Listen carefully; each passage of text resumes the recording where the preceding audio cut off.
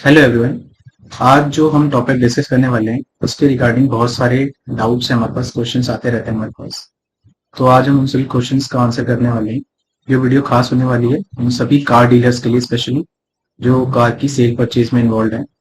ये वीडियो उन लोगों के लिए भी रेलिवेंट होगी जो लोग रजिस्टर्ड हैं जीएसटी के अंदर और जो कार यूज करते हैं अपने बिजनेस के अंदर, और उनको जब भी वो सेल करते हैं तो उस टाइम पे उनको काफी सारी प्रॉब्लम फेस करनी पड़ती है। तो उन सबके लिए वीडियो खास होने वाली है। ठीक है, तो वन बाय वन करके स्टार्ट करते हैं। सबसे पहले आपको मैं थोड़ी चीजें, कुछ बेसिक्स बता देता हूँ ताकि ये वीडियो आपके लिए रेलिवेंट हो। तो होता क्या है, जब भी हम गाड़ियों की सेल परचेज करते हैं तो न्यू कार्स के अंदर तो काफी सारी चीजें होती हैं। जैसे न्यू कार जब भी आप लेने जाओगे, मार्केट से परचेज करोगे, तो उसमें तो काफी सारी चीजें आपको मिल जाएंगी। जैसे कि सबसे पहले उसमें हमारी कॉस्ट होती है। ठीक है, जैसे कि मैंने स्क्रीन पे शो कर रखा है आपको। सबसे पहले हमारी कॉस्ट होती है कार की, जो कि उसकी मैन्युफैक्चरिंग कॉस्ट होती है, जो डीलर पर पड़ती है। उसके बाद वो अपना प्रॉफिट मार्जिन रखता है और उसके साथ वो टोटल वो हमारी बेस प्राइस हो जाती है। उस पर फिर हम जीएसटी अप्लाई करते हैं। जनरली 28% होता है। फिर कंपनसेशन शेयर्स, वो डिपेंड करता है कि गाड़ी की कितनी विड्थ है, कितनी लेंथ है, उसकी पेट्रोल गाड़ी है या डीजल गाड़ी है। ठीक है, इन सबको ऐड करने के बाद ही हमारी एक्स शोरूम प्राइस आ जाती है। उसके बाद फिर आरटीओ की चार्जेस, टीसीएस होता है। टीसीएस बेसिकली तब लगता है गाड़ियों के ऊपर जब उसकी वैल्यू 10 लाख के ऊपर जाती है, और ये रिफंड हो जाता है अगर हम आईटीआर जब हम फाइल करते हैं, तो अगर उसकी income less than exemption limit होती है तो ये रिफंड हो जाता है। उसके अलावा इसमें आरसी चार्जेस होते हैं, इंश्योरेंस होते हैं, हाइपोथेटिकेशन चार्ज होते हैं, फास्टैग चार्जेस होते हैं, और भी काफी सारे चार्जेस होते हैं। तो इन सभी चार्जेस को तो हम अभी कैटर नहीं करने वाले, बट बेसिकली अभी जिससे हम रिलेटेड है जीएसटी से है। तो न्यू गाड़ियों पे तो आपको पता है 28% का जीएसटी होता है। बट सवाल ये आता है कि जब हम सेकंड हैंड गुड्स में डील करते हैं तो क्या उस टाइम पे भी हमें जीएसटी देना पड़ेगा? तो सबसे इसके ऊपर काफी सारे डाउट्स हैं जो कि हमें रेगुलर आते रहते हैं हमारे क्लाइंट्स के एंड से। तो हम वन बाय वन करके सबको डील करते हैं। तो सबसे पहला डाउट्स जो हमें आता है कि क्या ओल्ड कार की रीसेल पर जीएसटी लगेगी? तो इसका आंसर है जी हाँ, ओल्ड कार की सेल पे हमें जीएसटी लगेगी। सेकंड गुड्स पे जब भी हम सेल करते हैं तो उसके ऊपर भी जीएसटी को चार्ज करना पड़ेगा। बट सवाल ये आता है, क्या सबको चार्ज करना पड़ेगा जीएसटी? मैं एक नॉर्मल पर्सन हूँ, मैंने अपनी गाड़ी खरीदी, ठीक है, मैंने 4 साल यूज किया, मैं उसको बेचना चाहता हूँ, तो क्या मैं जब उसको बेचूंगा तो मुझे जीएसटी चार्ज करके गवर्नमेंट को देना पड़ेगा? तो इसका आंसर है नो। सिर्फ उन लोगों को जीएसटी चार्ज करना पड़ता है जो कि गवर्नमेंट ने नोटिफाई कर रखे। अब वो लोग कौन से हैं? सबसे पहले जो इसके अंदर बंदे आते हैं, टोटल 3 लोग नोटिफाइड हैं। एक तो मैं आपको बता देता हूँ। सबसे पहले तो वो सेलर आ जाते हैं जो कि रजिस्टर्ड है। रजिस्टर्ड है, तो रजिस्टर्ड से मेरा मतलब है नॉर्मल रजिस्टर्ड है, यानी कि जिनके पास जीएसटी नंबर है। वो गाड़ियों में डील्स नहीं करते, गाड़ियों की सेल परचेज में डील नहीं करते, but other than that they are registered in GST. वो अपना नॉर्मल काम करते हैं, बट उन्होंने अपनी गाड़ी को बिजनेस के अंदर इन्वॉल्व कर रखा है और उसके ऊपर वो अपना डेप्रिशन वगैरह क्लेम करते हैं। सेकेंड पर्सन हो जाते हैं car dealers. Car dealers basically जो कि ओल्ड ओल्ड कार्स में डील करते हैं, जो ओल्ड कार परचेज करके सेल करते हैं। और थर्ड एक होता है ऑक्शन बाय रजिस्टर्ड डीलर। जो भी रजिस्टर्ड डीलर होते हैं, जो गाड़ियों की ऑक्शन में इन्वॉल्व होते हैं, उनके ऊपर जीएसटी चार्ज होता है। ठीक है, उसके बाद जो सबसे बड़ा डाउट आता है वो ये आता है कि ट्रांजेक्शन वैल्यू क्या होगी। क्योंकि आपको पता है गाड़ी, अगर छोटी गाड़ी भी होती है तो भी 7-8 लाख, और अगर कोई बड़ी गाड़ी है जैसे कि फॉर्च्यूनर, एंडिवर, तो ये 40 लाख 45 लाख तक की भी बिक जाती है। तो इस पर ट्रांजेक्शन वैल्यू क्या लगेगी? क्योंकि जब हमने पहली बार खरीदा तो मैंने आपको बताया क्या क्या चीजें होती है। बेसिक प्राइस हो गया उसका, उसके ऊपर फिर आपका प्रॉफिट मार्जिन हो गया, फिर जीएसटी, फिर कंपनसेशन सेस, ये सारी चीजें लग के उसकी वैल्यू आती है, इंश्योरेंस एंड बहुत सारी चीजें होती है। बट सेकंड हैंड गुड्स में जब हम करते हैं तो हमने जीएसटी एक बार ऑलरेडी दे रखा है, तो क्या हमें दोबारा जीएसटी देना पड़ेगा? तो यहाँ पे गवर्नमेंट का एक रूल है जो पिक्चर में आता है। वो ये होता है कि जैसे जनरली हमें जब भी हम जीएसटी को देखते हैं तो जीएसटी हमेशा लगती है ट्रांजेक्शन वैल्यू के ऊपर। ट्रांजेक्शन वैल्यू का मतलब होता है टोटल प्राइस जो आपने चार्ज करी है कस्टमर से। ठीक है, तो ट्रांजेक्शन वैल्यू के ऊपर जीएसटी लगता है। बट सेकेंड हैंड गुड्स के केस में क्या होता है? सेकेंड हैंड गुड्स के केस में एक रूल 32(5) आता है जो हमें वैल्यू निकालने में मदद करता है कि सेकेंड हैंड गुड्स का वैल्यू को आप कैसे डिटरमाइन करोगे। तो रूल 32(5) मैं आपको बता देता हूँ। गवर्नमेंट की एक स्कीम है, ये आपको मिल जाएगी, मैं शेयर कर दूंगा आपको। ये रूल 32(5) क्या कहता है कि जनरली तो जीएसटी जो चार्ज होती है आपकी, वो होती है ट्रांजेक्शन वैल्यू के ऊपर। बट गवर्नमेंट ने रूल 32(5) लिखा हुआ है for valuation of second hand goods. ये क्या कहता है कि आपको जो जीएसटी है वो टोटल वैल्यू पे नहीं देना, वो सिर्फ मार्जिन पे देना है। मार्जिन से आप लोग क्या समझते हैं मैं आपको बता देता हूँ। बेसिकली मार्जिन क्या होता है? सपोज करो आपने गाड़ी परचेज करी, तो आपकी परचेज प्राइस भी होती 15 लाख रुपीज। ठीक है, और जो आपकी सेल प्राइस है वो मान लो है 20 लाख रुपीज, तो मार्जिन हो गया आपका 5 लाख रुपीज का मार्जिन है। तो जो भी जीएसटी का रेट नोटिफाइड है उस जीएसटी के रेट से आपको यहाँ पे टैक्स देना पड़ेगा, ठीक है। ये होता है मार्जिन। ये तो रूल 32(5) के अंदर ये आपको डिस्क्राइब्ड है कि उसमें मेंशन है कि किस तरीके से मार्जिन पे आपको टैक्स देना है। तो उसके बाद जो सबसे इंपॉर्टेंट क्वेश्चन होता है कि जो भी हम एक्सपेंसेस इनकर करते हैं, जब हम गाड़ियां परचेज करते हैं तो उसमें कई सारी कमियां होती है। सपोज करो उसमें डेंटिंग कराना है, पेंटिंग कराना है, तो क्या वो सारी चीजें हमें अलाउड होगी? ये एक बहुत बड़ा क्वेश्चन होता है। तो जी हाँ, वो सारे खर्चे अलाउड होते हैं। तो मैं सब बताता हूँ, जैसे कि सपोज करो आपको रिपेयर का खर्चा है, ठीक है, रिपेयर हो गया, पेंटिंग हो गया। तो इस केस में क्या होता है, सपोज करो रिपेयर है आपकी 50,000 की, आपकी 50,000 की रिपेयर है, 50,000 की आपकी, 50,000 की आपकी पेंटिंग, तो टोटल आपका 1 लाख रुपीज का एक्सपेंस हो गया एडिशनल। अब आपकी परचेज प्राइस सपोज करो थी 10 लाख रुपीज, ठीक है, और आपकी सेल प्राइस सेम रख लेते हैं, 15 लाख रुपीज की आपकी सेल प्राइस थी। तो इसमें आपकी कॉस्ट जो है, जो आपकी परचेज प्राइस थी, उसके अंदर सारे जो भी आपने एक्सपेंसेस इनकर किए वो इसमें ऐड हो जाएंगे। तो 10 लाख रुपीज का आपका नॉर्मल कॉस्ट हो गई, प्लस 1 लाख रुपीज के आपके एक्सपेंसेस हो गए, टोटल आपकी जो कॉस्ट आ गई वो होगी 11 लाख रुपए। तो जो आपका मार्जिन आया इस केस में वो आएगा आपका 15 लाख रुपीज की आपकी सेल माइनस 11 लाख रुपए की आपकी परचेज, तो वो होगी 4 लाख रुपीज आ गई।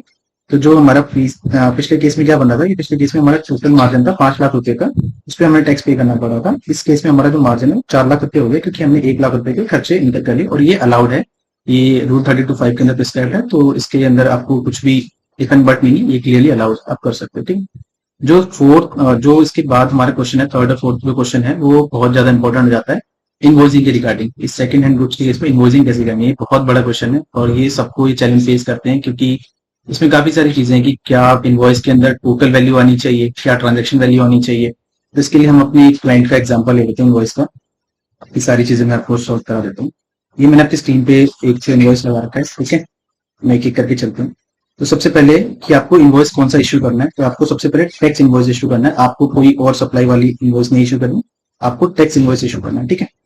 इसमें आपका लेफ्ट हैंड साइड पे आपकी डिटेल्स होगी, सेलर का जीएसटी नंबर, डेट होगी, सारी चीज होगी, बिल टू आपकी पार्टी का बिल, डेट, उसका पिन कोड वगैरह, बिल्कुल नॉर्मल जैसे आप सेल एंड रेस करते हो, ठीक है।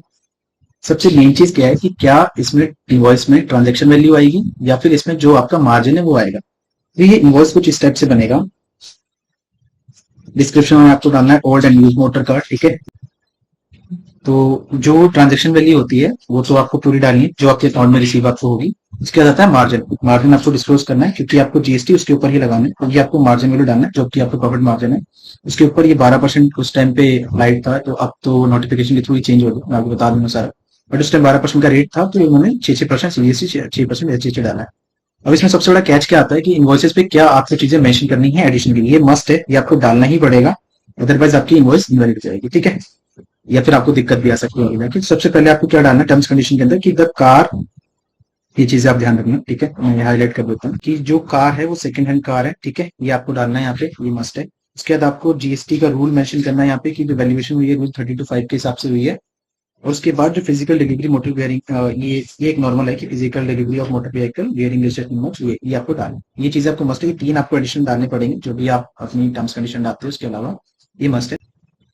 तो ये इनवॉइस से रिलेटेड हमें बहुत सारे डाउट्स आते हैं कि इनवॉइसिंग किस तरीके से करनी है, ट्रांजैक्शन वैल्यू क्या होनी चाहिए, हमें मार्जिन कैसे डिस्क्लोज करना है। तो मैंने आपको बता दिया किस तरीके से करनी है। अगर आपको इस इनवॉइस का फॉर्मेट चाहिए हो, क्योंकि काफी लोग हमें बार बार पूछते हैं कि आपने ये इनवॉइस का फॉर्मेट शेयर कर दो, तो आप हमें नीचे हमारे नंबर पे या फिर हमें व्हाट्सएप कर सकते हैं। तो मैं हमारी टीम आपको ये इनवॉइस का फॉर्मेट आपको शेयर कर देगी, ठीक है, और ये फ्री ऑफ कॉस्ट होगा, तो इसके चार्जेस है।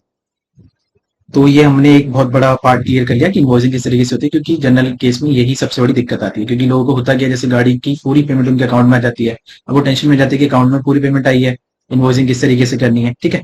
तो एक बहुत बड़ा डाउट होता है। अब उसके बाद एक और सबसे बड़ा डाउट होता है कि मेरे अकाउंट में पूरी पेमेंट आ गई, अब इसको कैसे मैनेज करें। तो वो उसका सोल्यूशन यहीं पे मैं आपको बताता हूँ। सपोज करो आपके अकाउंट में पूरी पेमेंट आ गई, आपके अकाउंट में 20 लाख रुपए की पेमेंट है, ठीक है। आपने गाड़ी जो परचेज करी थी वो तो आपने जितने की भी करी हो, ठीक है, जब आपने इनवॉइस रेज किया तो आपने उसमें ट्रांजेक्शन वैल्यू भी शो कर दी। तो आपने ट्रांजेक्शन वैल्यू शो कर दी, तो अब ये सपोज करो आपने जब भी उसकी एंट्री करोगे, आप या आपका अकाउंटेंट जो भी उसकी एंट्री करेगा, तो एंट्री वो इस तरीके से करेगा कि आपका debtor account debit to sales, तो सेल्स में वो पूरा अमाउंट ही डाल रहा है, ठीक है, और ट्रांजेक्शन वैल्यू होगी पूरा जो भी अमाउंट होगी ट्रांजेक्शन वैल्यू। और जब आपको ये पेमेंट रिसीव होगी तो बैंक टू डेटर, ठीक है, ये भी ट्रांजेक्शन वैल्यू होगी, तो ये पूरा नलीफाई हो जाएगा, ठीक है। अगर ये नलीफाई हो जाएगी तो अकाउंट क्लियर हो जाएगा। इसके अंदर हमें थोड़ा सा एक कॉस्ट अकाउंट बना के काम करना पड़ता है, क्योंकि एट द एंड आपके सेल और परचेज दोनों का प्रॉफिट एंड लॉस जो है वो ग्रॉस प्रॉफिट आना चाहिए, वो आपका मार्जिन होता है। उसके अंदर से हमारे एक्सपेंसिव लेस होते हैं, वो तो डिटेल में मैं नहीं जा पाऊंगा कि किस तरीके से बैलेंस शीट तैयार होती है, बट आपको एक मैं ब्रीफ यहाँ पे देख रहा हूँ कि किस तरीके से होता है, ये आपके अकाउंट्स की टीम को अगर बताओ समझ, ठीक है। और उसके बाद आ जाता है कि जीएसटी का रेट क्या है और कंपनसेशन क्या है। आपको पता है कि न्यू गाड़ी जब भी आप परचेज करते हो तो मैंने आपको फॉर्मूला बताया था कि जीएसटी का रेट जो है वो 28% होता है, और कंपनसेशन वेरी करता है कि पेट्रोल गाड़ी है कि डीजल गाड़ी है, या उसकी वेट कितनी है, 4 मीटर तक की गाड़ियों के लिए अलग है, 4 से ऊपर अलग है, एसयूवी के लिए अलग है, एसयूवी के अंदर भी मल्टीपल कैटेगरीज होती है, सबके लिए अलग है। तो हम इसमें in case of second hand goods मैं आपको बता दूं कि पहले अलग अलग रेट्स थे, वो सारी चीजें मैंने नीचे मेंशन कर रखी है, बट अब गवर्नमेंट ने एक सर्कुलर लाया था 15 जैन को। उसके बाद गवर्नमेंट ने जीएसटी जो है सभी सेकंड हैंड गुड्स के ऊपर इंक्लूडिंग ईवी, इलेक्ट्रिक व्हीकल पहले अलग रेट चलता था, ठीक है, इंक्लूडिंग ईवी फ्लैट 18% करती है। ये स्टैंडर्ड रेट है और सब पे अप्लाई होता है और ये आपको चार्ज करना पड़ेगा, ठीक है। कंपनसेशन सेल्स, कंपनसेशन सेल के रिगार्डिंग मैं आपको बता दूं कि सेकंड हैंड गुड्स के ऊपर कंपनसेशन सेल्स पूरा तरीके से गवर्नमेंट ने मना कर रखे कि इस पे एप्लीकेबल नहीं हो। अगर आपको नोटिफिकेशन चाहिए हो तो ये फर्स्ट नोटिफिकेशन है जो कि रेट से रिलेटेड आई थी, तो ये उस टाइम पे ये रेट्स प्रिस्क्राइब थे। 9% का रेट था 1200 सीसी से और मोर के ऊपर। जो 1500 से नीचे की गाड़ियां थी, जो 400 mm 4 मीटर से नीचे की थी, उन पे 9% का था, और बाकी सभी कार्स पे 6% का था। मैंने आपको दिखाया मेरे क्लाइंट ने भी 6% चार्ज किया हुआ था, तो उसका रीजन यही है क्योंकि वो उस टाइम पे जो गाड़ी उसने बेची थी वो 12% के अंदर आती थी, ठीक है। अब ये रेट सारे हट चुके हैं, अब ये स्टैंडर्ड रेट आपका 18% हो चुका है, तो आपको सिर्फ 18% चार्ज करना है, आपको पुराने रेट्स में नहीं जाना। कंपनसेशन के रिगार्डिंग यहाँ पे साफ साफ लिखा हुआ है कि जो भी सेकंड हैंड गुड्स है इसके ऊपर कोई कंपनसेशन एप्लीकेबल नहीं होता। अगर आपको ये सारे, आपको ये नोटिफिकेशन अपने साथ रखनी चाहिए ताकि इनकेस अगर कोई दिक्कत आती है तो आप उनको शो कर सकते, ठीक है। एक जो बहुत और इम्पोर्टेंट क्वेश्चन आ जाता है लोगों के मन में कि गाड़ी जो है हमने लोन पे, जो हमने गाड़ी ली है वो बायर ने लोन पे ले रखी थी, और मैंने पेमेंट बायर को तो करी नहीं, मैंने पेमेंट करी लोन वाली कंपनी को, उनकी जिन कंपनी ने गाड़ी लोन पे दे रखी, ठीक है। इस केस में क्या होता है, पेमेंट जो आप करते हो वो पेमेंट जाती है लोन कंपनी को, जिस कंपनी ने लोन दे रखा है, यानी कि बैंक को जाता है बेसिकली, ठीक है।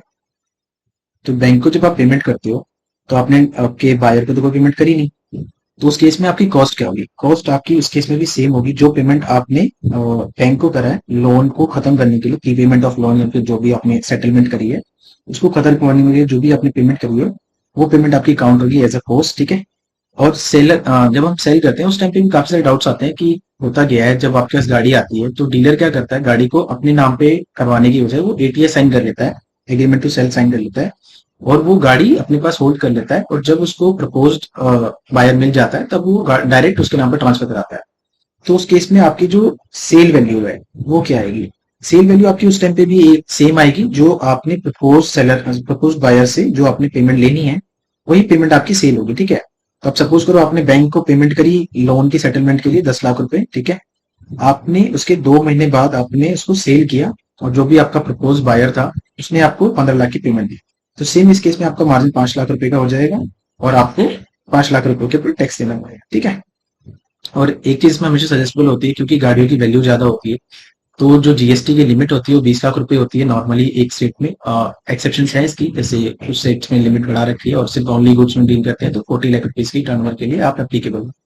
बट हमेशा से ये सजेस्टेबल होता है कि अगर आप गाड़ियों में डील करते हो और आप एक लंबे टाइम के लिए काम करना चाहते हो तो आप जीएसटी में लेके काम करो, ताकि क्योंकि लिमिट बड़ी जल्दी क्रॉस हो जाती है, और मार्जिन के लिए ज्यादा कुछ बड़ा हेडेक नहीं है, लोगों को नहीं समझ में आता। बट अगर आप प्रॉपरली अपनी बुक्स ऑफ अकाउंट मेंटेन करते हो तो आप अच्छे से अपनी बुक्स मेंटेन करके किस तरीके से आपको मार्जिन निकालना, सारी चीजें हो जाती है। क्योंकि जीएसटी में भी इसकी रिपोर्टिंग होती है, और जीएसटी में रिपोर्टिंग में काफी सारे अकाउंटेंट्स क्या करते हैं, कई बार ऐसी वैल्यू डाल देते हैं जो जिनसे उनकी टर्नओवर आपस में मैच नहीं करती और उनको नोटिस आ जाते हैं।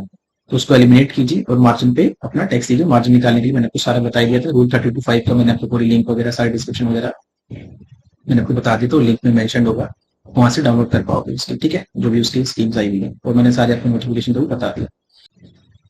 एक चीज और मैं क्लेरिफाई कर दूं आपको कि जो भी खर्चे इसमें मैंने आपको बताया, जैसे रिपेयर, पेंटिंग, पेंटिंग, जो भी चीजें आप कर रहे हो, ठीक है, इस पे रिगार्डिंग एक चीज है कि जब भी इनकी आप पेमेंट्स करो वो ट्राई करना कि आप बैंकिंग चैनल से करो, क्योंकि कैश में अगर आप पेमेंट्स करते हो तो वो डिसअलाउ हो जाती है, जैसे आपके ऊपर जो भी आप पेमेंट करते हो डिसअलाउ हो जाती है। तो आप कोशिश करो कि इसको बैंकिंग मोड से करो, और कई बार होता है कि आपने जब गाड़ी परचेज करी उस टाइम पे भी आप कमीशन पे करते हो, जब आपने सेल करा उस टाइम पे भी कमीशन पे करते हो, तो इस कमीशन पे आपको टीडीएस जरूर काटना है, वरना वो डिसअलाउ हो जाएगा कंप्लीटली। तो ये चीजें बहुत इंपॉर्टेंट है, इसको आप ध्यान रखें। टीडीएस के रेट्स वगैरह आप अपने अकाउंटेंट्स वगैरह से डिस्कस कर सकते हैं। कोई भी आपको डाउट्स है, अगर आपको इनवॉइस का फॉर्मेट चाहिए या आपको ये सारे नोटिफिकेशंस चाहिए, आप हमारे व्हाट्सएप नंबर पे हमें डीएम कर सकते हो। हमारी टीम फ्री ऑफ कॉस्ट में आपको फॉर्मेट सर्विस सारी चीजें आपको प्रोवाइड करा देगी। ठीक है, आपको इसके लिए कोई भी पेमेंट वगैरह करने की नीड नहीं पड़ेगी। कोई भी आपको डाउट्स हो आप हमसे पूछ सकते हैं, हम ट्राई करेंगे कि एज सुन एज आपको रिवर्ट करें। ठीक है, थैंक यू सो मच।